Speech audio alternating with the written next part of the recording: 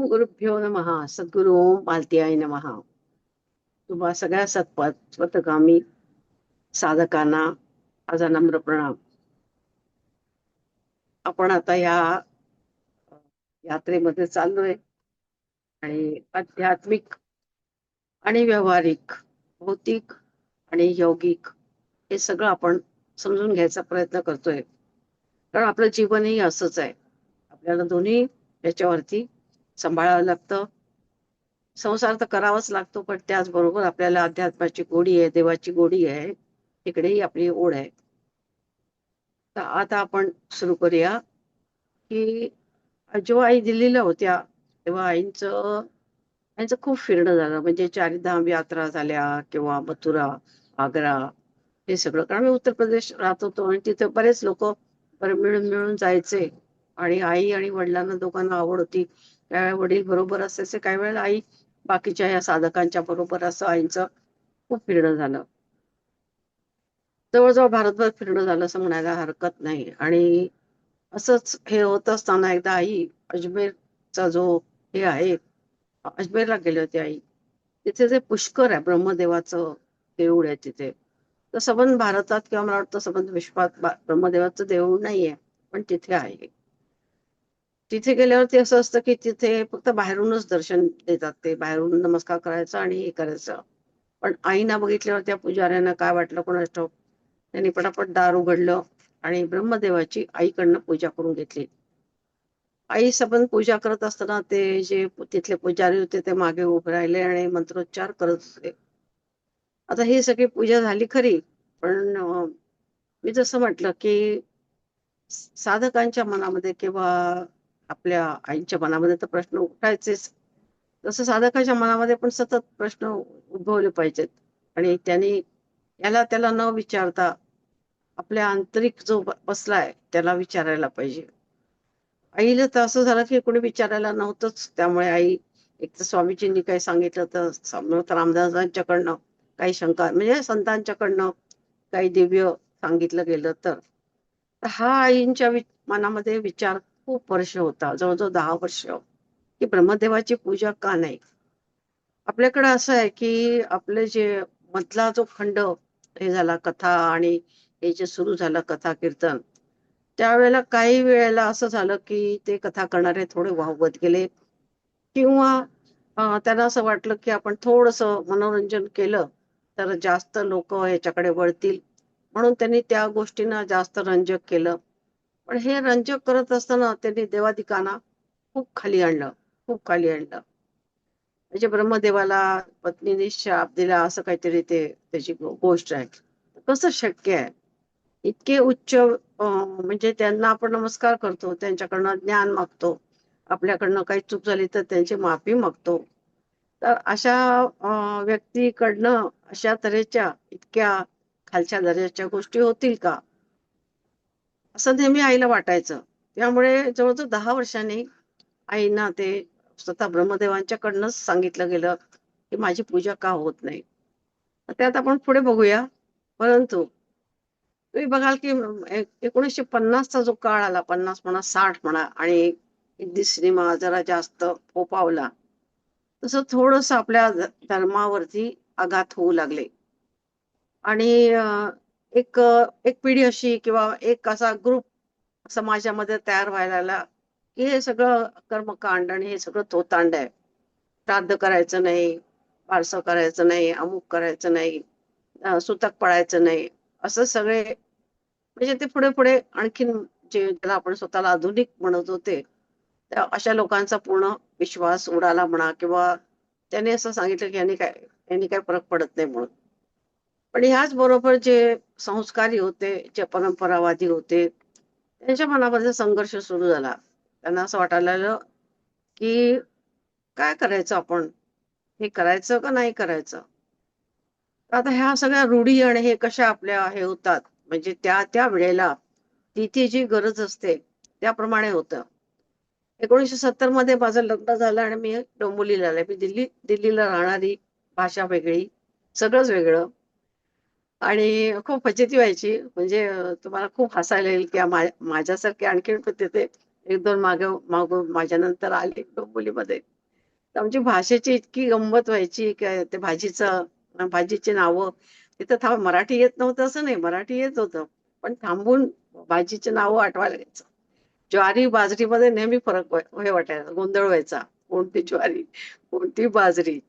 त्याच्यानंतर वीरांगना आणि वारांगना, मनगुट आणि मनगट, असे जे शब्द होते त्याच्यामध्ये आमचे खूप खूप आमचा गोंधळ व्हायचा आणि आम्ही खूप भेटलो की एकमेकाला आपले गोंधळ झालेले सांगायचो आणि खूप हसायचो आम्ही.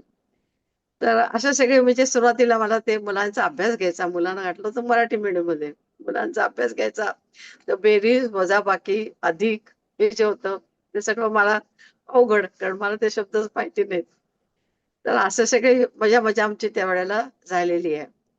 तर अशा ह्याच्यामध्ये जेव्हा माझं लग्न झालं तर आपल्याला तुम्हाला माहिती आहे की पहिल्या वर्षी त्या मुलीच्याकडनं जे असते ते खूप म्हणजे 5 वर्ष तरी मला वाटतं मंगळागौरीचे आणि याचे खूप व्रत वगैरे वगैरे त्या मुलीच्याकडनं करावं तिने अशी अपेक्षा असते आणि करायलाही लागतात. उदाहरणार्थ मंगळागौर. आणि माझ्यावरती हे काही संस्कार नव्हते, कारण आम्ही दिल्लीला राहिलो होतो. आम्ही कसं कोणाच्या मंगळागौरीला वगैरे आईला सगळं माहिती होतं. आई सगळे मंगळागौरीचे खेळ खेळायची आणि सगळं माहिती होतं. आईने आपल्या मुलींच्या मंगळागौरी केल्या. पण आमच्यावरती असं एक मनाचं म्हणून एक असतं ना, संस्कार ज्याला म्हणतात. तर ते शिक्षण आणि ह्याच्यामध्ये इतके झालेले नव्हते. तर मला ते हे वाटायचं की काय आहे, कशासाठी आहे, कशासाठी हे करायचं. आणि पुन्हा असं होतं की जेव्हा आपलं खूप वाचन होतं माझं, हिंदी, इंग्लिश, मराठी सगळंच माझं वाचन आणि सगळ्या तऱ्हेचं खूप होतं. आपली बुद्धी प्रगल्भ होत जाते आणि मग ती प्रश्न विचारते. आपल्याला काही गोष्टीचा विचार केल्याशिवाय आपण ते पाऊल टाकू नये असं पण वाटतं. पण ह्या ह्याच्यामध्ये मी काय केलं की एक पद्धत आहे म्हणताना मी पहिले चातुर्मासाचं पुस्तक आणलं आणि त्या कथा वाचायला सुरुवात केली. तर त्या कथेमध्ये खूप म्हणजे गमतीशीर आहे. आपल्याला न पटणारं की ते नाग मारतो काय आणि जिवंत काय करतो, असं काय काय काय काय गोष्टी आहेत. पण त्याच्यामध्ये एक मॉरल मेसेज होता. तो मेसेज असा होता की प्रत्येकाला म्हणजे जसं आता खुलभर दूध म्हणजे त्यावेळेला असं दाखवलं की ती तुम्हाला जर माहिती असेल ती गोष्ट खुलभर दुधाची, तर ह्या सगळ्या ह्याच्यावरती मी त्यावेळेला पेंटिंग केले. पैठण स्टाईल म्हणतात म्हणतात त्याच्यावरती मी प्रत्येक जो सण यायचा त्याच्यावरती मी ती पेंटिंग करायची. नागपंचमी, सत्यवान सावित्री असे. तर ह्या सगळ्या ह्याच्यामध्ये कसं झालं की आपल्या मनामध्ये जे प्रश्न असतात त्या मी आईचं आणि माझं पत्र व्यवहार आमचा खूप चालायचा. आई मुळातच आई मला वाटतं दिवसाला 15-20 पत्र लिहायची. म्हणजे माझ्याकडेच आईंचे जवळजवळ 300 पत्र आहेत. 300 पेक्षा जास्त. म्हणजे आईंची मी एक स्टोरी सुद्धा चुकून आईने आमचं तपोवनाचं काम करताना आईने काही सूचना म्हणून लिहून दिल्या, तर ते सुद्धा मी टाकलेलं नाहीये. सगळं सांभाळून ठेवलेलं आहे.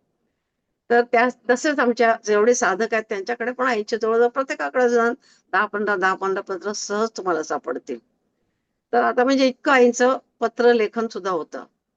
तर त्या त्या ह्याच्यामध्ये आईना मी कन्वे करत असे इथलं काय असेल ते आणि आई मला त्याचं समजावून सांगत असत. आणि मग जसं आई 75 साली आई आमच्या मिरजेला आल्या. मिरजेला वडील रिटायर झाले आणि मग कुठे राहायचं? तर जसं मी तुम्हाला सांगितलं की पुण्याला माझ्या भावाने जागा घेतलेली होती. पण पुण्यापेक्षा त्यांना माझ्या आई-वडिलांना म्हणजे त्यांना मोठ्या घरात स्वतंत्र राहायची सवय होती. आवडत होतं. तर ते मग मिरजेला स्थायिक झाले दोघं जण. आणि मिरजेला स्थायिक व्हायचं कारण असं की मिरज म्हणजे सगळं आईचं जे माहेर होतं ते त्याच गल्लीतलं. सगळे आई म्हणायची आमचा बिनतारी संदेश, बिनतारी फोन आहे आमचा.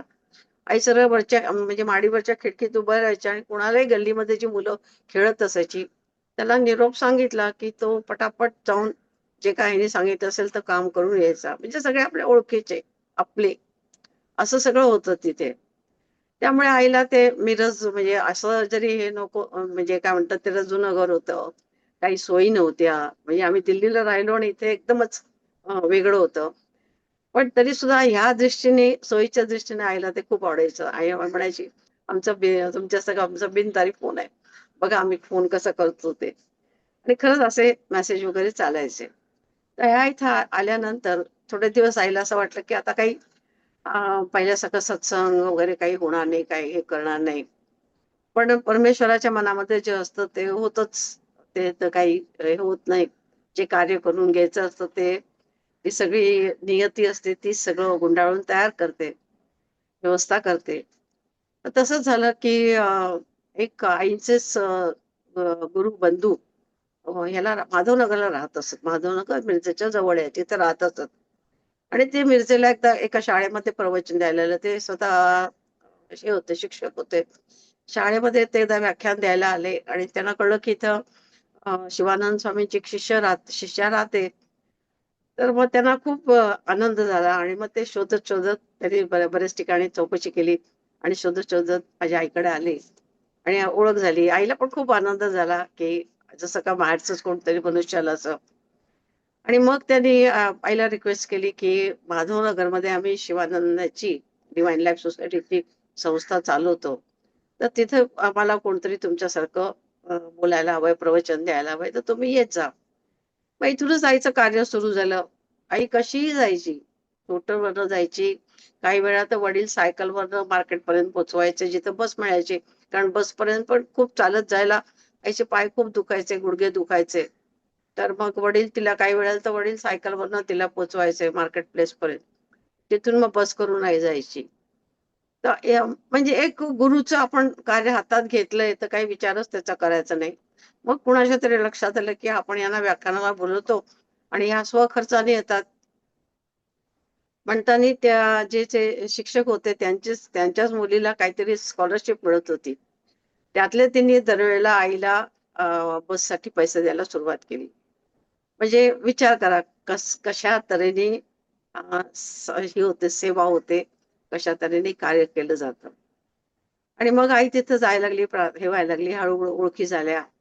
आणि हे सगळं होत असताना हे जे नाईक म्हणून होते, भरा नाईक, भगवान नाईक म्हणून, जे आईचे गुरुबंधू होते, तर त्यांनी सांगितलं, आई तुमचे अनुभव तुम्ही हे का नाही करत, आपण प्रसिद्ध करूया. मग आईला थोडस वाटलं पहिलं, पण आई सगळं गुरूंना विचारून करत असे. आणि मग गुरूंची आज्ञा झाल्यावरती आईनी ते स्वतः पहिले संबंध संत कृपा या मासिकामध्ये आईचे लेख येऊ लागले. आणि ते लेख लोकांना इतके आवडले, इतके आवडले, की मग सगळ्यांचं म्हणणं पडलं, की आई आता हे पुस्तक रूपात आपण छापूया. मग हे सगळ्यात पहिले कोणायकाची साधन गाथा, म्हणजे आईने असं म्हटलं, की कोण आहे माहिती नाही, एक व्यक्ती, तिची गोष्ट आहे. म्हणजे माझं काही नाही, अशा आहे नाही. आणि कोणायकाची साधन गाथा. ते जवळजवळ 7 भाषेमध्ये त्याचं भाषांतर झालेलं आहे. असं ते पुस्तक लिहिलं. कारण अद्वितीय, अलौकिक असं ते पुस्तक आहे. आणि ज्याने वाचलं त्या आईला भेटायला उत्सुक झाले आणि लोक यायला लागली. त्या वर्षी जवळजवळ आमच्याकडे 3,000-1,000 लोक येऊन गेले. कारण दुसरं कारण असं होतं, की मिरजेला बरेच कार्यालय आहेत आणि त्या कार्यालयात ते लोक आले, की ते ठरवूनच यायचे, की आपण कार्याचं हे झालं, की आपण मालती बहिणा भेटूनच आपण जायचं. तर तसं ते भेटायला यायचे, आईशी चर्चा करायचे आणि काही त्यांना प्रश्न असतील ते प्रश्न विचारायचे. तर ही एक आईसाठी खूप आनंदाची गोष्ट होती, की अ, कोणी आपल्या ह्याच्यासाठी नाही, पण एक आध्यात्मिक प्रश्न घेऊन लोक आईकडे यायला लागले. जे आईची अपेक्षा होती, की जे आईला आवडत होतं, चांगलं वाटत होतं. आणि मग इथेच आमचा दर शुक्रवारी सत्संग सुरू झाला.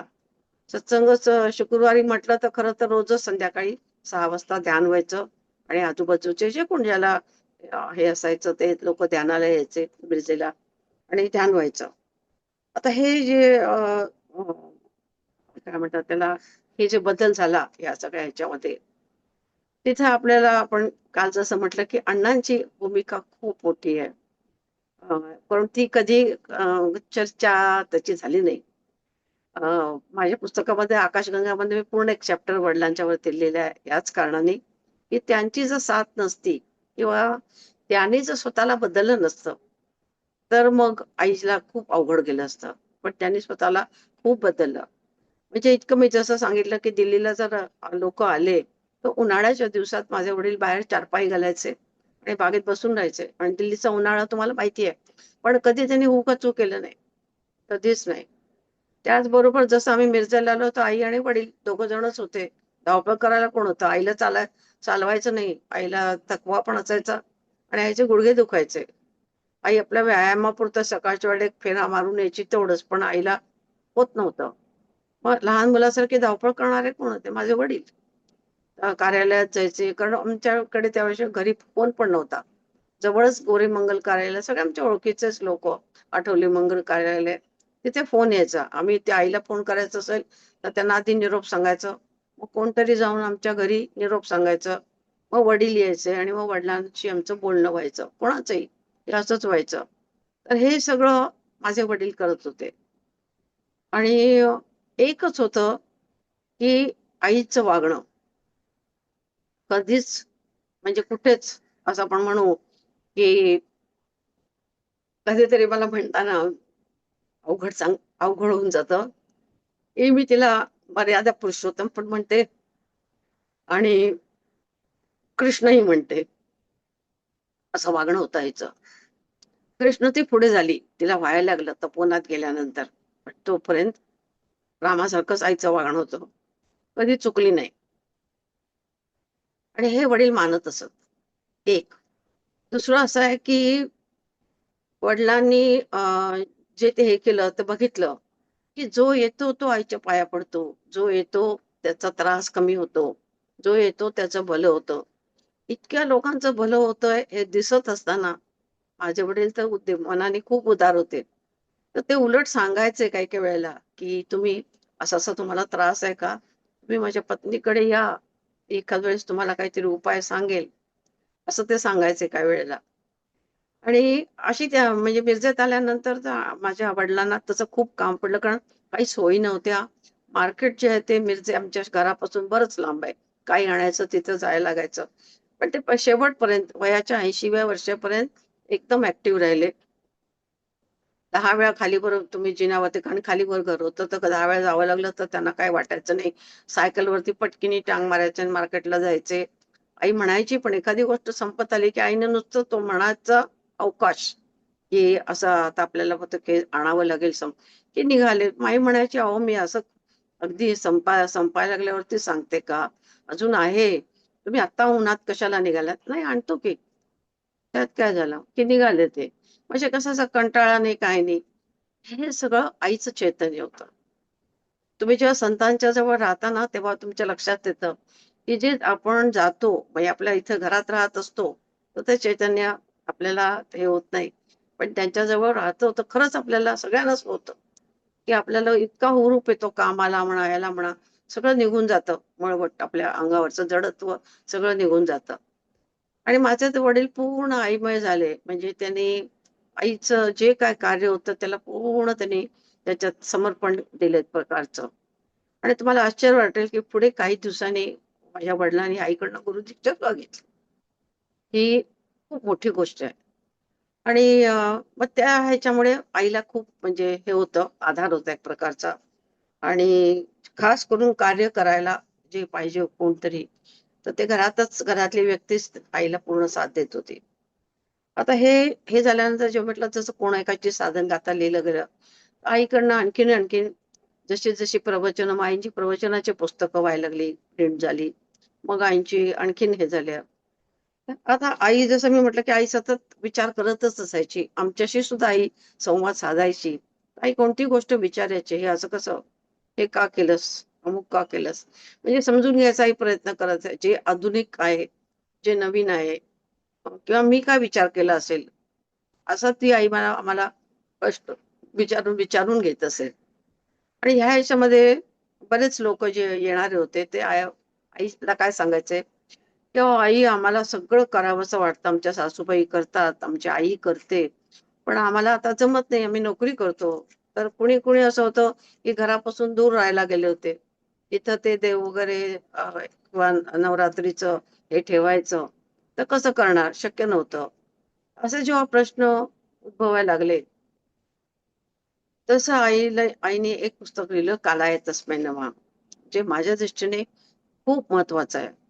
आणि या पुस्तकाच्या माध्यमातून आईने हजारो गोष्टी सांगितल्या. पण अगदी सॉफ्ट, म्हणजे आईची सांगायची पद्धत अशी, की आईने कसं गोष्टीसारखं खंडन कोणाचं केलं नाही, कोणाचा मान अपमान केला नाही. आई फक्त तुमच्या समोर प्रश्न ठेवायच्या, की हे तुम्हाला पटतं का, हे बरोबर आहे का, तुम्हाला काय वाटतं? असं करून आई सोडून द्यायच्या. आणि मग त्या माणसाला ते कळतच असायचं. त्या माणसाच्या डोक्यात ते आलेलंच असायचं. पण एक परंपरा आहे, रूढी आहे. म्हटल्यावर ती आपलं बोलायची त्याच्यापुढे हिंमत होत नाही. आता ह्या रूढी आणि परंपरा कशा गमतीशीर हे होतात, की काहीही आपण आपण आपल्याला आपण म्हणतो, की सगळं जे आहे ते वैज्ञानिक दृष्टीने केलेलं आहे. पण काही वेळेला घरामध्ये काही-काही ज्या रूढी असतात, त्या अगदी काही कारण नसताना आपल्या घरामध्ये चालत आलेले असतात आणि आपण ते डोळे मिटून पाळत असतो. तर असंच एक पुस्तक आहे, I am okay, you are okay. एक एक पीएचडी डॉक्टरेट आहे, त्यांनी पुस्तक लिहिलं आहे.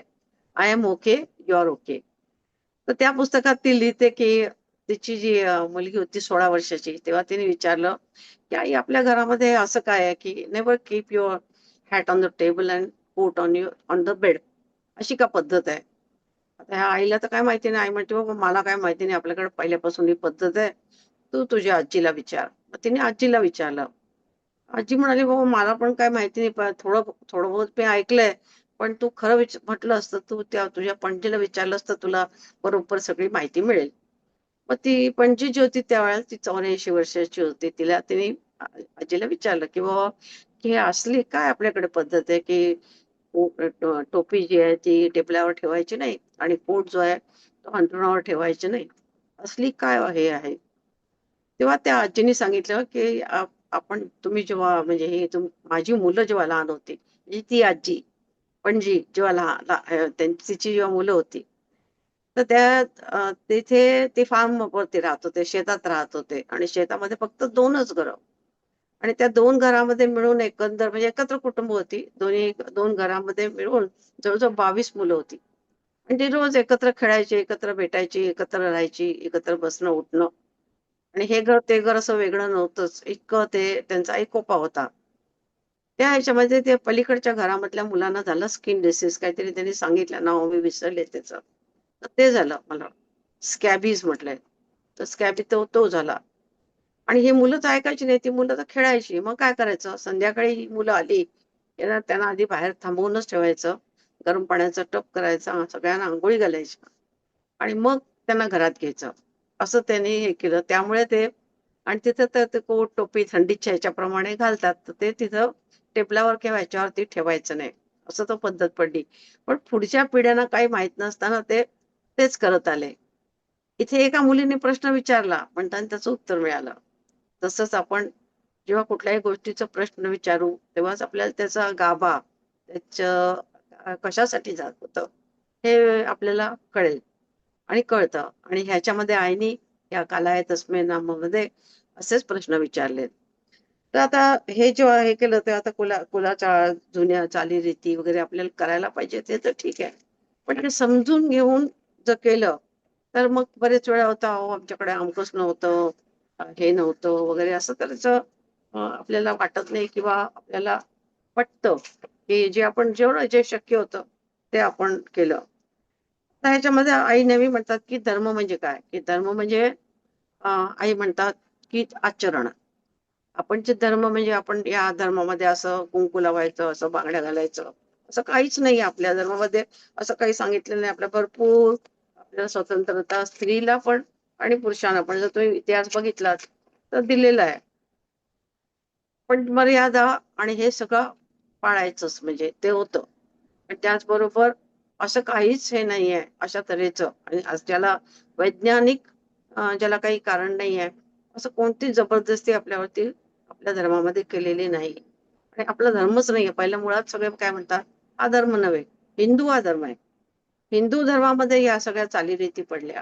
आपला जो सनातन मुळात जो धर्म आहे किंवा ते आचरणावरती अवलंबून आहे. स्वतः श्रीकृष्णाने पण सांगितलंय, की एकाच वडिलांना जर 4 मुलं असतील, तर ते 4 ब्राह्मण, क्षत्रिय, शूद्र आणि हे वैश्य होऊ शकतात. त्यांच्या त्यांच्या व्यवसायाप्रमाणे. असं स्वतः श्रीकृष्णाने स्वतः सांगितलेलं आहे. तर हा जसा जो आपला म्हणजे काय की काळ आपला जसा काळ बदलतो, तर तसं बुद्धिवादी समाज प्रश्न विचारत जातो आणि त्याप्रमाणे आपण बदलायला पण पाहिजे. तर आईने याच्यामध्ये आधुनिकता, सिनेमा, नाटक ह्याच्यातून सगळं हे जे अ, डोकावू लागलं, म्हणजे 1960 मध्ये तुम्ही बघा, 60-70 पासून आपल्या धर्माची चेष्टा व्हायला लागली. आणि इकडे वाटायचं की नाही, काही म्हणजे नास्तिक आणि आस्तिक अशी थोडं झालं. आणि मग संघर्ष थोडा काही वेळेला मनामध्ये पण आपल्या तर हे जे पारंपरिक संस्कार आहेत, तर हे कुणालाही आवडतात करायला. चार माणसं एकत्र येणं, आनंद याचा घेणं. मग पण प्रश्न पडायचा की मग करायचं का नाही करायचं, बरोबर आहे का चूक आहे. तर आता खरं म्हटलं तर हे जे म्हणजे असं जे झालं, तर त्याच्यावर ओशो सारख्या माणसाने, की जो अत्यंत विद्वान, मला त्यांची हिंदी भाषा फार आवडते, अतिशय आवडते. त्यांचा शब्द म्हणजे प्रत्येक शब्द अगदी अचूक असा ते वापरतात. त्या शब्दाला दुसऱ्या शब्दाला पर्याय नसतो, असं त्यांचं त्यांचं भाष्य आहे. हिंदी भाषा त्यांची अतिशय सुरेख आहे. आणि तर्कवादी होते, लॉजिकचे हे होते ते. त्यामुळे त्यांचं सगळ्या त्याच्याशी त्यांनी तर्काने विवेचन मांडलंय प्रत्येक ह्याच्यामध्ये. पण ते काही काही वेळेला त्यांनी एकदम आपल्या ह्याला जे भटजी होते किंवा हे होते, त्यांना एकदम कंडम किंवा त्यांची चेष्टा केली आहे. आता इथे पुन्हा औद्योगिक क्रांती पण आली. आणि म्हणजे गुढी उभारायची तर काय करायचं, अमकं करायचं तर काय करायचं. तर आईने हे आपल्याला एक एक सांगत गेली की गुढी उभारायची म्हणजे अर्थपूर्ण करा. म्हणजे गुढी उभारायची म्हणजे अं, जे पूर्वी झालं ते ठीक आहे, त्याचं एक प्रतीक म्हणून आपण करतो, हे पण ठीक आहे. पण आपल्या आयुष्यात त्याच्यामध्ये कसा बदल पडायला पाहिजे, असं आईने त्यावेळेला प्रत्येक सणाच्या बाबतीत सांगितलंय. ते थोडस सांगते की ते गुढीपाडव्याला जेव्हा आपण गुढी उभी करतो, तर त्याने आपण आपण आपल्या मनामध्ये एक झेंडा रोवणं म्हणजे काय असतं, तर एक आपण प्रण करतो किंवा आपण एक उच्चांक गाठतो. तर तसं पुढच्या वर्षीसाठी मी एक कार्य करेन, अशा तऱ्हेने गुढी उभी राहावी. तसं दुसरं म्हणजे आता चैत्र गौरीचं जे हे असतं, हळदी कुंकू असतं, तर त्या हळदी कुंकवाला सुद्धा आपण सगळ्या बायका एकत्र येतात, आपल्याला सगळा आनंद होतो, हे होतं. पण त्याचबरोबर चैत्रगौरीच्या हळदी कुंकवाचा जो म्हणजे गौरीचं जे कार्य आहे, त्याच्याबद्दल आपल्याला सगळे आपण म्हणजे ज्ञान आपण प्राप्त केलं पाहिजे, त्याची माहिती आपल्याला पाहिजे. आता वटपौर्णिमेच्या वेळेला सुद्धा खरं म्हटलं तर वटपौर्णिमेबद्दल आम्ही खूपच हे केलंय, की वड, पिंपळ आणि औदुंबर आणि वाटतं आंबा पण, असं चार हे जे आहेत ना, हे जळणासाठी निषिद्ध मानलेत. त्यांना संविदा मानलंय. संविदा म्हणून तुम्ही वापरू शकता. पण औदुंबर बनवतो, औदुंबर. तर हे तुम्ही कापू शकत नाही. मग सत्यवान लाकूड हे करायसाठी तिथे चढला कसा? पहिली गोष्ट. आणि त्या झाडावरनं पडला तर त्या झाडाची पूजा कशाला? सावित्रीची पूजा करायला पाहिजे ना. सावित्रीने आपल्या तपाने त्याला जो म्हणजे त्याचा मृत्यू आला होता, त्या मृत्यूशी झुंज देऊन त्याला जिवंत करून परत आणलं. हे तिचं सत्व, हे तिची साधना, हे तिची शक्ती. तर मग सावित्रीची पूजा व्हायला पाहिजे, वडाची पूजा कशाला? तर हा हा विचार आपण प्रत्येक कुठल्याही गोष्टीमध्ये आपण काहीही करतो, तेव्हा बऱ्याच गोष्टी आपण निरर्थक करत असतो. सगळे करतात म्हणून करतो. तर आपलं स्व आपण म्हणजे आपलं स्व आपण सांभाळलं पाहिजे. आपल्याला हे ज्ञान असलं पाहिजे, की आपल्याला ही समज असली पाहिजे, की मी कोणती गोष्ट करते ते कशासाठी करते, का करते, हे आपल्याला समजायला पाहिजे. आता त्या श्रावण मासातले सुद्धा जे जे काही सण आहेत, त्या सणामध्ये सुद्धा का सांगितले गेले, की ते तर त्यावेळेला पाऊस असतो बाहेर. आणि त्यावेळेला कसं होतं, त्या मुली, लहान मुलींचं लग्न होऊन जायचे. 13-14 वर्षाच्या मुलींची लग्न व्हायची. आणि त्यांना असं जुंपून टाकायचे संसाराला. म्हणजे अं, कसं असायचं, की सासरी आली की सगळी कष्टाची कामं त्या मुलींनीच करायची, किंवा तिला ताडण करायचे, तिच्याशी चांगलं वागायचं नाही. तर अशा वेळेला जे श्रावण महिन्यामध्ये मंगळागौरीचं सगळ्या ह्यानी त्या मुली एकत्र यायच्या, तर थोडस तिला मोकळेपणाने श्वास घ्यायला मिळायचा. दुसरं असं आहे की तिची पत्री निवडायची. तर आता मला तुम्ही विचारलं तर मला तेवढंच माहिती आहे, आणि केळीची पानं माहितीत. यापैकी कदाचित मी कोणतंच पान ओळखू शकणार नाही. पण 52 पत्री शोधून आणायच्या. म्हणजे तितक्या फुलांची, तितक्या पत्रीची त्यांना माहिती व्हायची, ज्ञान व्हायचं वनस्पतींचं. तर हा जो आपल्याकडे होता. पण ते आता आपण जसं जसं शहरात येत गेलो, तर ते कसं शक्य आहे? कुठून आणणार पत्री आपण? म्हणजेच काय, की बदल झाला, बदल करावाच लागला. बदल होतोच, हे आपल्याला मान्य करावं लागतं. आता आईने ह्याच्या पुढे पण म्हटलंय की ह्या 4 महिन्यामध्ये, म्हणजे त्यावेळेला आता ज्या वेळेला आईने हे पुस्तक लिहिलं, साधारण 70 आणि 90च्या काळात, 80-90च्या काळामध्ये, तर तेव्हा तुम्हाला माहिती आहे की संतती नियमाबद्दल खूप कायदे आणि हे जोरजोरात चालू होतं आपल्या देशामध्ये. इकडं संतती नियमन आणि इकडं जीवतीची पूजा, तिला 7 मुलं आहेत, तिची पूजा. म्हणजे हे जे एक आपल्याला विरोधाभास आपल्या जीवनामध्ये असतो, तो आईने आपल्याला दाखवून दिला. आणि हा आपल्याला आपण हे करायला पाहिजे.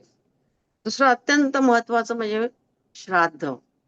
तर श्राद्धाच्या बद्दल मी काल पण आपल्याला सांगितलं की मृत्यूनंतर माणसं, म्हणजे जसं ही दुनिया आहे, जवळ तशीच त्यांची दुनिया आहे. आणि हे शास्त्राने, विज्ञानाने, सायन्सनी सगळं मान्य केलेलं आहे. त्यांनी परीक्षा, म्हणजे मशीननी त्यांनी परीक्षा केलेल्या आहेत, की जे आपल्या पूर्वपार जे लोक होते त्यांनी 5,000 वर्षापूर्वी केवळ डोळे मिटून सगळं ज्ञान मिळवून आपल्याला हे ज्ञान दिलं. श्राद्ध का करायचं? श्राद्ध ह्याच्यासाठी करायचं की पुरुषाचं जे हे आहे शक्ती, ती वरून येते, आकाशातून येते. आणि स्त्रीची जी शक्ती आहे ती आता गंमत अशी, मुळात स्त्रीच स्ट्रॉंग आहे आणि पुरुष वीक आहे तसं म्हटलं तर. आणि जिथे म्हणजे मी हे झाले, जिथे माझा मुलगा झाला, तिथे एका बाईला 4 वेळा तिचं बाळंतपण झाली होती, 4 मुली झाल्या होत्या. आणि 5व्या वेळा का चौथ्या वेळेला ती प्रेग्नंट होती आणि जुळी होती. तर तिला एक मुलगा आणि एक मुलगी झालं. तर त्यांनी सांगितलं की, कारण ती तर खूप अशक्त झाली होती बाई, अशक्त होतीच आणि खूपच अशक्त झाली होती. तर डॉक्टरने सांगितलं की मुलाला दूध पाज. तर आम्ही म्हटलं की असं कसं तुम्ही मुलाला कसं हे करायला सांगता?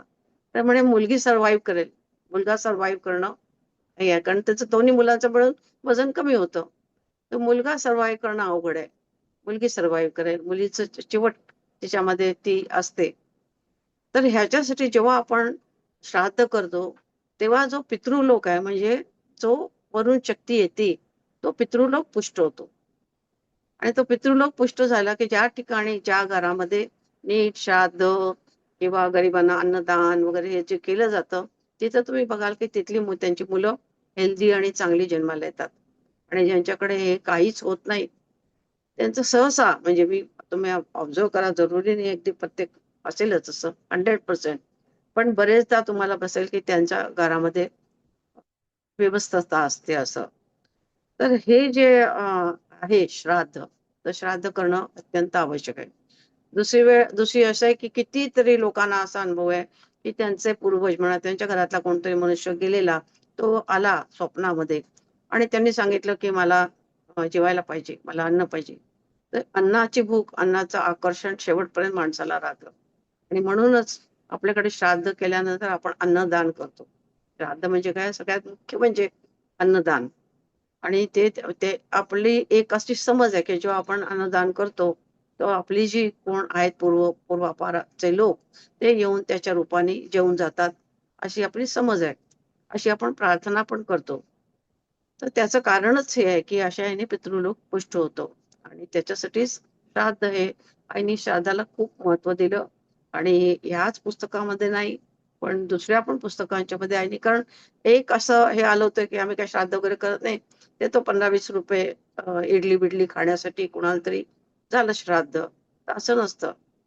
तर श्राद्ध, तर ठीक आहे की काही वेळा असं असं की तुम्हाला श्राद्ध करणं शक्य नाही, तर अगदी सोपं म्हणजे तुम्ही सुद्धा एक विष्णू सहस्त्रनाम म्हटलं, एक माळ म्हटली, काही केलं, तर त्याचं पुण्य माझ्या कोणतं असतील त्यांना मिळू दे, अशा यांनी तुम्ही म्हटलं, तर ते त्याला पोचतं.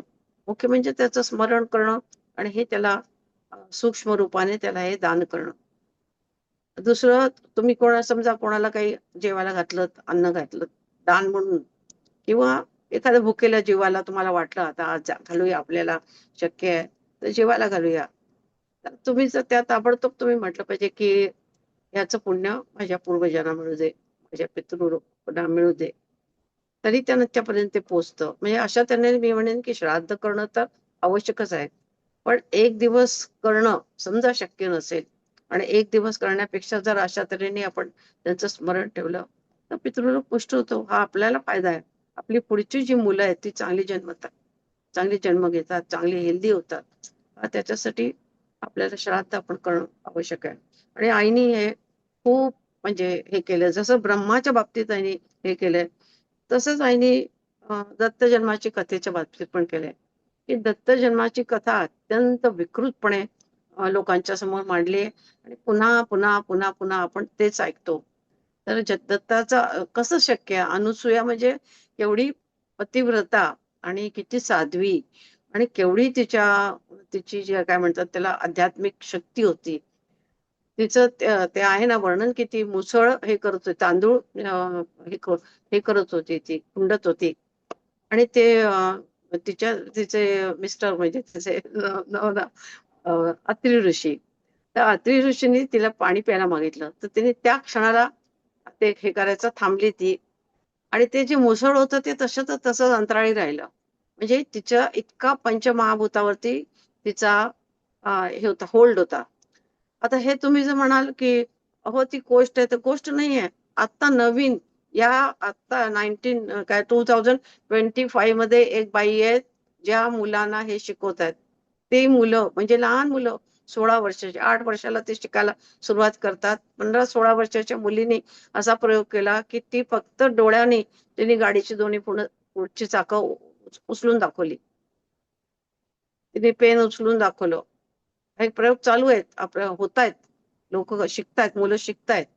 आणि ते चमत्कारासाठी शिकत नाहीत. त्यांना ते म्हणतात की आम्हाला अभ्यासामध्ये हे जे सगळे आम्ही आमचं कॉन्सन्ट्रेशन करायला आम्हाला शिकवतात, त्याच्यात प्राणायाम आहे, आहार आहे, योगासन आहे, सगळं त्यांना करायला लागतं मुलांना.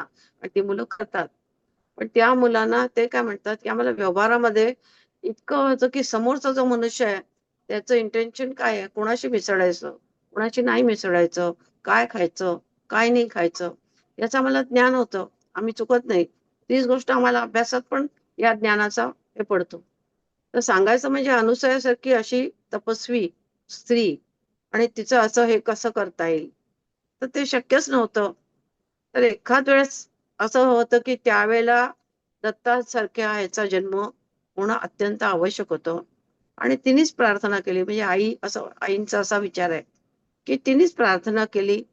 आणि ती तिन्ही बाळ म्हणजे तुम्हाला मी जसं सांगितलं की आपण जर संमोहन विद्येने कोणालाही आपण त्याच्या त्या वेगळ्या स्टेजमध्ये नेऊ शकतो. हे शक्य आहे, अगदी शक्य आहे. म्हणजे हे आता घडतंय, असं नाही की त्यावेळेला होत होतं, नाही. हे आता सुद्धा हे करून दाखवणारे लोक आहेत.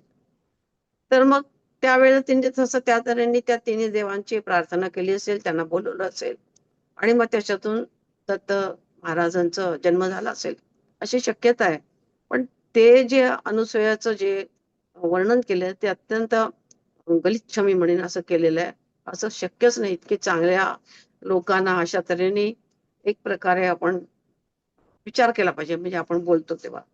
तर हे आईने अशा संबंध पूर्ण आपल्या ह्याच्याबद्दल कालाय तस्मै नमः म्हणून पुस्तक लिहिलं आणि त्याच्यामध्ये आईने आपले असे विचार मांडले. त्याच्यामुळे असं झालं की आम्ही पण आपल्याला आमचे साधक आहेत, त्या साधकांच्या मध्ये पण थोडी जागरूकता आली आणि ते विचार करू लागले किंवा जी गोष्ट करायची ती समजून करायची आणि चांगल्या प्रकारे करायची, असंही त्यांना म्हणजे हे झालं. आता ह्याच्यानंतर जेव्हा आमच्या घरीच मिरजेला कार्यक्रम होत असत, शिवरात्रीचा कार्यक्रम आणि गुरुपौर्णिमेचा कार्यक्रम, तर खूप लोक यायचे. घरामध्ये काय तेवढी सगळ्यांना झोपायला म्हणजे दिवसभर घरात राहणार का, पण झोपायला काय तेवढा का हे व्हायचं नाही. आणि स्त्री पुरुष पुन्हा दुसऱ्या दिवशी अंघोळी वगैरे सगळंच असायचं. तर थोडं अवघडच होतं. मग आम्ही त्यावेळेला कार्यालय घ्यायचो भाड्याने, जवळच कार्यालय होतं. ते भाड्याने कार्यालय घ्यायचं आणि साधकांना आम्ही तिकडे पाठवायचो. तर साधकांच्या मध्ये असं लागायचं की कोणाला घरी थांबायला मिळेल, त्यांना कोणालाच तिथं जायचं नसायचं, कारण का तर आईच्या जवळ राहायचंय. मग असं करता करता आईची इच्छा नव्हती खरं म्हटलं तर. आईना अजिबात आश्रम वगैरे काही नको होता. आईनं फक्त ध्यान आणि आपलं घर इतकंच असंच राहायचं होतं. पण साधकांच्या आग्रहाखातर किंवा साधकाने मिळूनच आपलं तपोवन चालू केलं, आश्रमासाठी जागा मिळवली आणि ती मिळाली मिरजेला. आता मिरजेला मिळाल्यानंतर आता ते बांधकाम, तर त्यांनी काय केलं, ती जमीन जी होती ती त्यांची दान द्यायची म्हणूनच होती आणि कोणाला तरी दिली होती, पण त्यात त्यांनी काही नीट हे केलं नव्हतं म्हणून त्यांनी ते परत घेतली होती. तर ती 5 एकर जमीन होती. तर आईने सांगितलं, आम्हाला 5 एकर जमीन नको, आम्हाला 1 एकर जमीन हवी आहे. कारण आईला माहिती होतं की आपण कुठे एवढं आपल्याकडे पैसा नाही, काही नाही, आपण कुठे सांभाळू शकणार. जरी दान देत असले तर म्हणून कशाला घ्यायचं. तर आईने एक एक एकरच त्यांच्याकडनं घेतली. पण त्यावेळेला त्यांनी अट घातली की 1 वर्षामध्ये तुम्ही कमीत कमी तिथं थोडं तरी बांधकाम चालू केलं पाहिजे. कारण त्यांचा पहिला अनुभव असा होता. आता सगळेजणच आपण मध्यमवर्गीय, आईच्याकडे येणारे सगळे मध्यमवर्गीय. पण इतकं एक ओढ होती म्हणा किंवा साधकांचं प्रेम म्हणा, की जसं मला तर असं वाटतं की म्हणजे मी दुसरीकडे बघितलं नाही, हे पण तितकंच खरं आहे. पण आमच्या ज्या साधकांच्या मध्ये मी पाहिलं, तर काही लोकांच्याकडे अगदीच म्हणजे नवरा बायको दोघं जण, एकच जण नोकरी करत असायचा, त्यालाही पगार कमी. आणि ह्या बाईला असं वाटायचं की आपण आईला काहीतरी दिलं पाहिजे या तपोवनासाठी. आपलं आपलं तपोवन आहे, आपलं तपोवन होतंय, तर आपण त्याच्यासाठी काही ना काहीतरी एक वेळ तरी आपण उचलली पाहिजे. तर त्या काय करायच्या, आठवड्यातून 7 दिवसाच्या ऐवजी दोन दोन दिवस मध्ये भाजी आणायच्या नाहीत. त्या भाजीचे पैसे हे करायच्या, भाऊबीजेचे आलेले पैसे बाजूला ठेवायच्या आणि आईला पाठवायच्या. इतकं की काही कोणाची जुनी भांडी असते, पितळेची मोठी भांडी असतील, तर आई ती घेते. आईने पत्र लिहून आईचं लिहिलेलं पत्र आहे की अशी जर तुम्ही मोडीत घालू नका, तपोवनाला आता मोठ्या भांड्यांची आवश्यकता आहे, तुम्ही द्या. असं तपोवन उभं राहिलं. आणि म्हणून त्या तपोवनामध्ये जे आपण म्हणतो पावित्र्य आहे, शुद्धता आहे, कारण हे सगळ्या साधकांच्या मदतीने हे उभं राहिलंय. आईने कोणाचं डोनेशन कोणाकडनं घेतलं नाही, कधीच घेतलं नाही.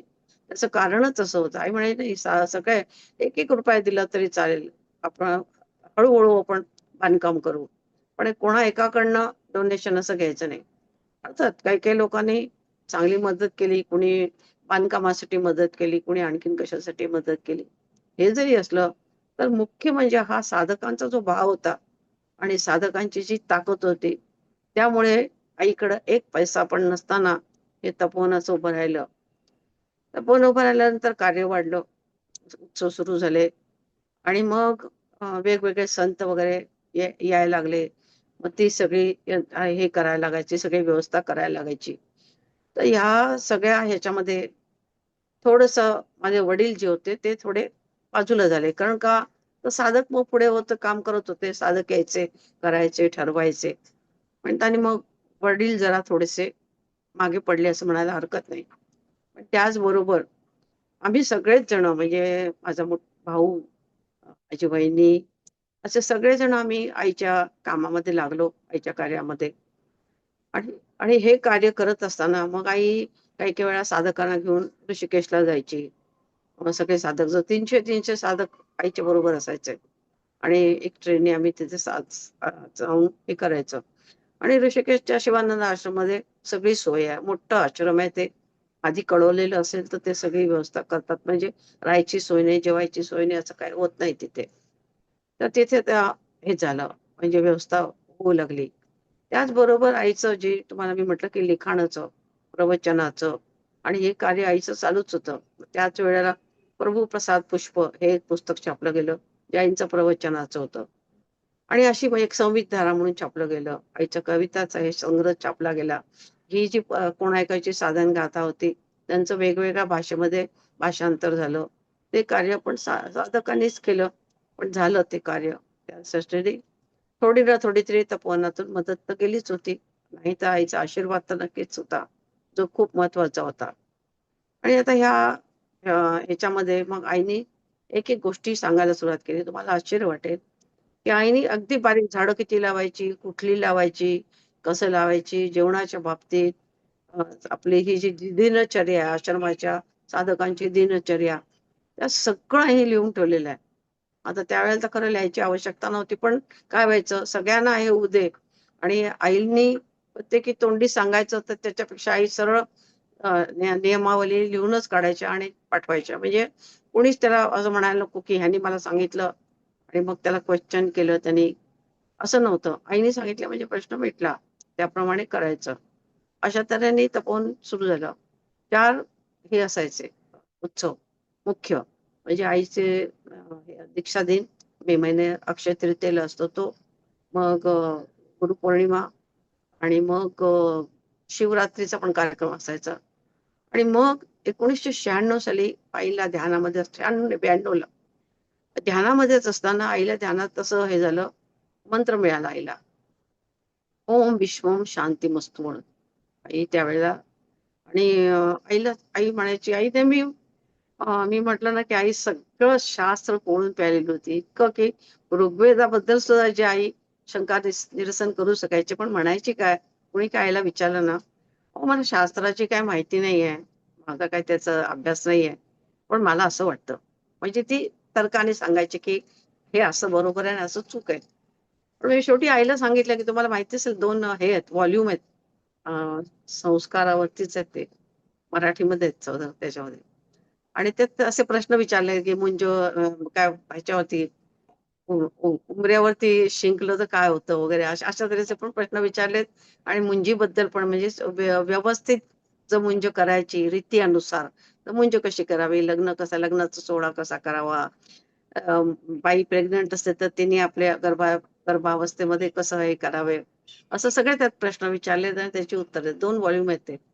तर ते आमच्याकडे होते. तर मी आईला गेल्यानंतर आईला म्हणायची, आई तू कशाला असं म्हणते प्रत्येक वेळा, शास्त्र तुला माहिती नाही. तू जे सांगतेस ते त्या शास्त्राप्रमाणेच असतं. मी म्हटलं पुस्तकात बघितलेलं आहे. तू जे सांगितलेलं असतंस ते अगदी शास्त्र शुद्धच असतं.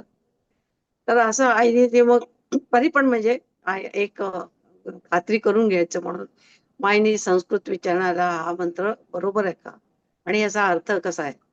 ओम विश्वम शांती मस्तू असा हा मंत्र आहे. आणि तेव्हापासून आम्ही वैकुंठ चतुर्दशीला विष्णू याग करू लागलो. कारण विष्णू हा जगतपालक आहे. त्याचं आम्ही त्याच्यासाठी यज्ञ करायचो. आणि हा विश्वशांतीसाठी एवढा मोठा आईने हे सुरू केला. आणि आमच्या सगळ्या साधकांच्या मनामध्ये व्यापकता भरली. कारण हा जो मंत्र आहे तो अशा तऱ्हेने करायचा, 12 वेळा म्हणायचा. तर 12 वेळा कसा म्हणायचा, तर पहिल्यांदा आपल्यासाठी म्हणायचा, मग आपल्या भोवताली जे आहे त्याच्यासाठी, मग आणखीन जे पूर्ण समजा कंपाऊंड पर्यंत त्याच्यापर्यंत, मग तालुका, मग गाव, तालुका, त्याच्यानंतर जिल्हा, मग राज्य, मग राष्ट्र, मग विश्व, आणि मग सगळ्यात शेवटी जे वरती पितृ लोक आहेत त्याच्यासाठी पण. आणि पुन्हा आपल्या आतमध्ये येऊन आपल्यासाठी. कारण मी जर शांत नसेल तर जग कसं शांत असेल.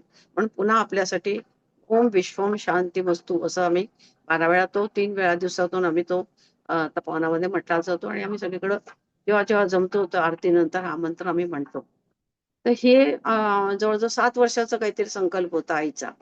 आणि 7 वर्षाचा संकल्प जेव्हा झाला तर त्या संकल्पानंतर सगळ्या साधकांना ते ही जे व्यापक आईचं कार्य होतं ते इतकं आवडलं की साधकाने म्हटलं, आई आम्हाला वाटतं की आपण हे चालवून ठेवूया, हे खूप छान कार्य आहे, हे चांगलं आहे. आईने हो म्हटलं, पण आईचा संकल्प झालेला होता. तशीच त्याच वेळेला आईने अखंड ज्योत तिथे सुरू केली आमच्या तपोवनामध्ये, जी आज पण चालू आहे. अशी तिथं कार्य एक होऊ लागली, संत येऊ लागले, संतांचे तिथे चरण लागायचे. आणि एक एक संत असे अ, दिव्य म्हणा किंवा अद्भुत आपलं हे घेऊन यायचे. पण आईकडे आले की त्यांना पण ते ते आई पण आईच वाटायच्या. आईचे चरण म्हणजे मोठे असो लहान असो, पण आईचे चरणाशी ते लहान मुलंच होऊन जायचे. याचं कारण आईच्या मधला मातृत्व भाव.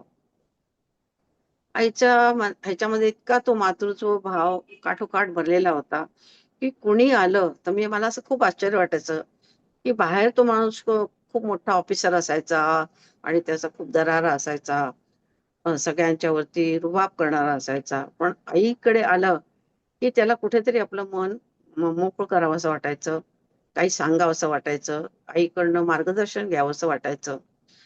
आणि हे तिचं आईचं मला नेहमी आश्चर्य वाटायचं की जसं संत आईच एखाद्या संतांचं दर्शन घ्यायला जावं आणि त्या संतांनी जसं पहिल्या वेळेला ते योगिनीचं झालं, तर असे मी अनेक वेळा पाहिलं की आई संतांचं त्या हो का त्या संताला आपण दर्शनाला गेलं पाहिजे. मग आई बाकीच्या ह्याच्यावर गेली की ते संत उठून यायचे आणि आईच्या गळ्यात हार घालायचे. तर असं हा जो एक जे जाणकार होते, आम्ही आईला जाणलं नाही खरं सांगायचं तर, पण त्या संतांनी जाणलं. आणि एक प्रसंग तर मला अजून खूप छान त्यातला आठवतो, की एकदा असं झालं, की त्याने काही ते पुस्तक लिहिलं होतं आणि आईची तब्येत जरा ठीक नव्हती. पावसाळा होता आणि असं सगळं रिपरिप वातावरण पडचं हे होतं. आणि दुपारी 12च्या आरतीनंतर हे चौघजण आले. चौघजण 7-8 जण होते. 4 जण त्यांचे 2 गाड्या करून आले होते. आणि त्यांनी कुठलं तरी काहीतरी पुस्तक ग्रंथ लिहिला होता आणि तो ग्रंथ आईला अर्पण करायचा होता. आणि मी पाहिलं त्यांना त्या मंदिराच्या तिथे उभं राहिलेलं भाऊ मंदिरमध्ये विचारलं. ते म्हणाले, "असं-असं आईचं दर्शन घ्यायला आलंय." आता ही तर दर्शनाची वेळ नव्हती आणि आईची मुख्य म्हणजे आईची तब्येत ठीक नव्हती. आई झोपलेली होती. मी आईला हळूच विचारलं, "आई असं-असं आलेत ते आणि आता काय करायचं?" आई म्हणाली, "येऊ देत." आईने कधीच कोणाला हे केलं नाही. म्हणजे खूप जेव्हा आई आजारी झाली, अगदी अत्यावस्था शेवटची आईची क्षण आला, तेव्हा तो आईने काय म्हटलं, की "तुका म्हणे आता मी उरलो परोपकारापुरता." तर आई म्हणे, "मी तर परोपकार पण नाही ना, ते पर नाही आहेत. ते माझेच सगळेजण."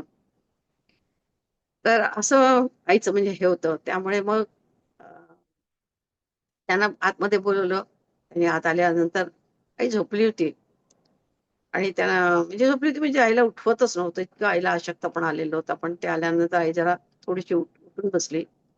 उठून बसल्यावरती त्यांनी जय जगदंब, जय जगदंब, जय जगदंब असं म्हणायला जी सुरुवात केली ना, असं एकदम त्या खोलीतलं वातावरण असं झालं, की जसं तो अ, हे आहे गाभार आहे.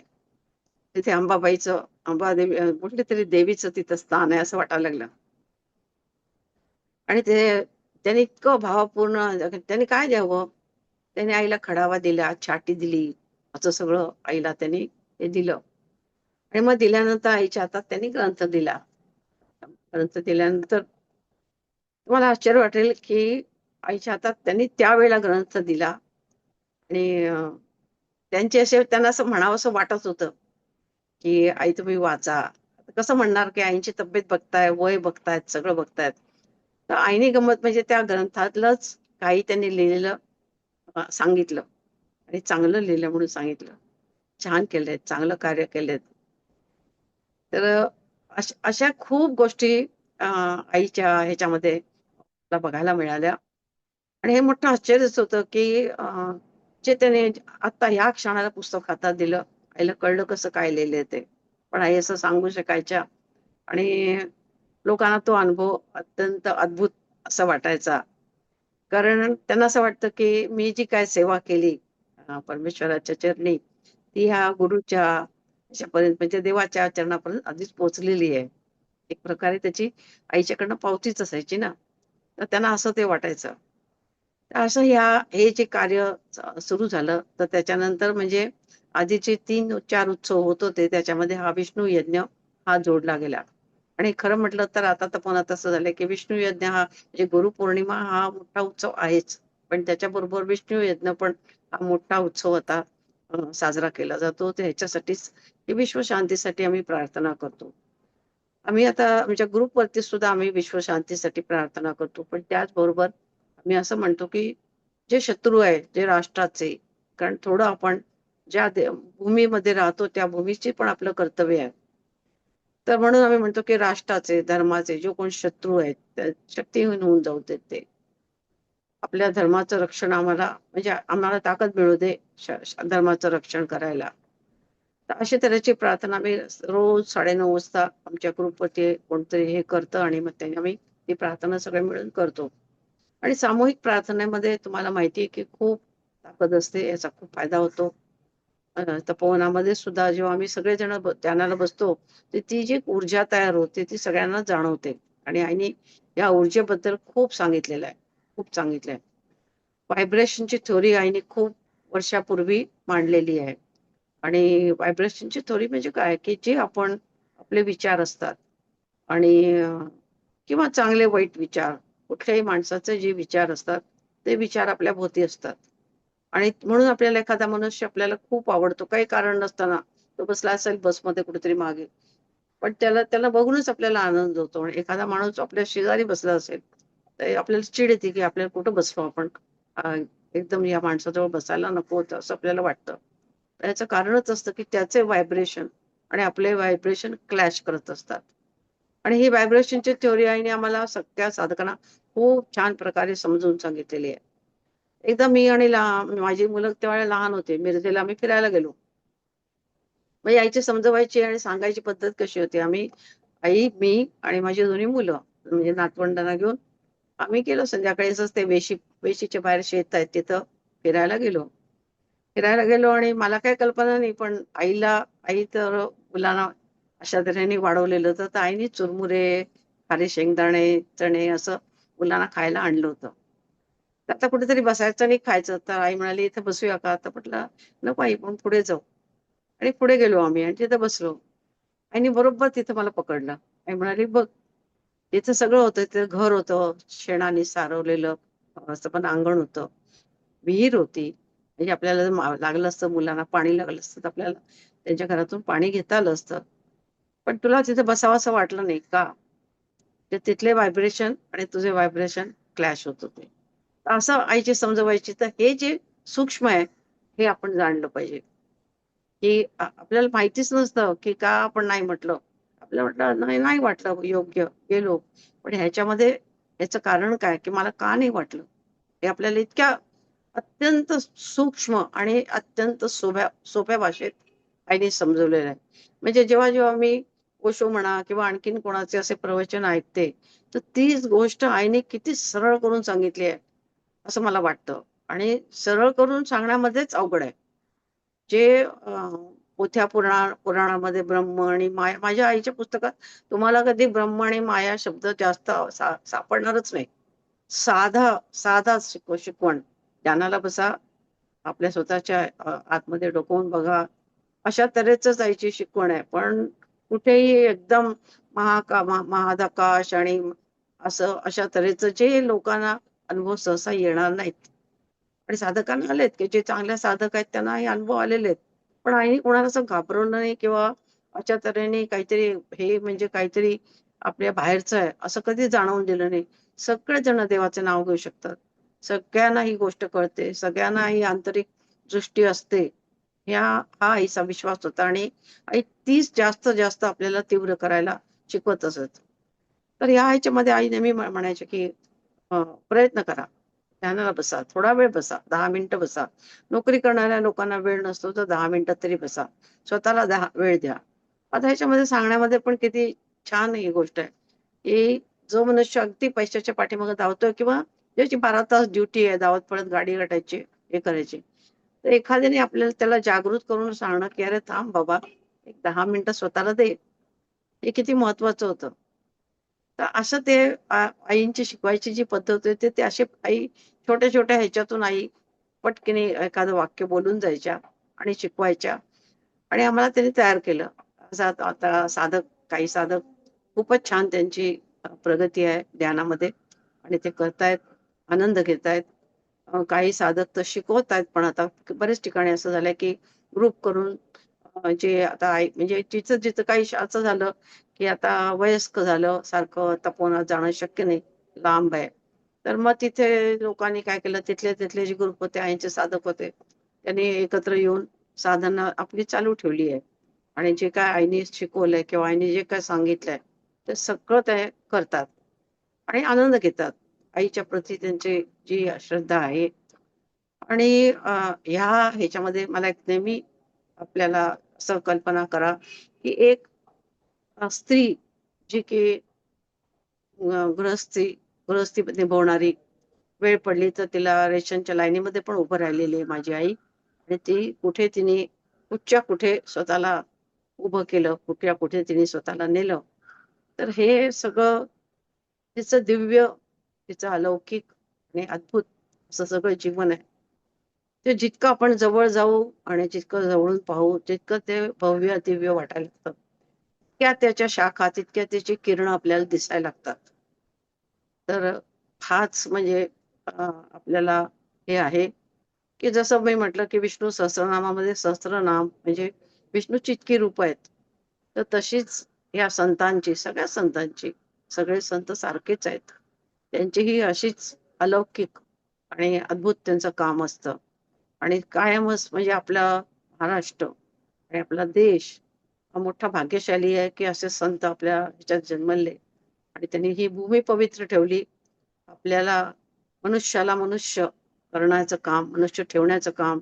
म्हणूनच आपण बाहेरच्या देशात जे ऐकतो ते आपल्या देशात फार कमी, म्हणजे जी आपली लोकसंख्या आहे त्या मनाने बघितलं तर अशा तऱ्हेचे हे जे आहे ते खूप कमी हे होतात. पण तिथे बाहेर तर फार अत्यंत, कारण तिथे बरेच ठिकाणी बघ देशामध्ये बंदुकीला काय परवाना वगैरे काय लागतच नाही. मनात आलं पैसा असला की जा आणि बंदूक दुकानातून घेऊन या खेळण्या आल्यासारखं. आणि त्याचे दारू बिरू प्यायले की कुठं डोकं त्यांचं ठिकाणावर राहतं. त्यामुळे असे क्राईम पण तिथे खूप होतात. पण तसं आपल्या देशामध्ये आपल्या ह्या संतांनी आपलं आपला जो बॅलन्स आहे माणसाचा तो कायम ठेवला. असे हे अद्भुत संत, त्यातली माझी एक आई, माझी सद्गुरू ओम मालती आई. इथे सांगून थांबते. तपोवनाचं कार्य आता पुढे आपण ऐकूया. हरिओम, नमो नारायण. हरिओम माऊली, दंडवत प्रणाम. आईंच्या पुस्तकांबद्दल एक आठवडा पुन्हा कंटिन्यू करा ना प्लीज. तेच म्हटलं, फोन करण्यापेक्षा आपल्याला तिथेच विनंती करावी.